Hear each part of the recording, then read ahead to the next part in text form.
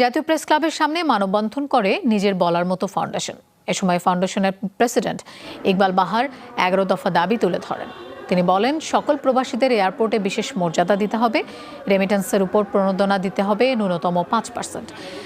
বিদেশে প্রবাসীর মৃত্যু হলে সরকারি খরচে আনার ব্যবস্থা করতে হবে। একই সাথে বৈষম্য বিরোধী আন্দোলনে সমর্থন জানিয়ে মিছিল করায় সাজাপ্রাপ্ত 57 জনকে সাধারণ ক্ষমতার আওতায় আনার জন্য বাংলাদেশ হাইকমিশনকে ব্যবস্থা নেওয়ার অনুরোধ জানান।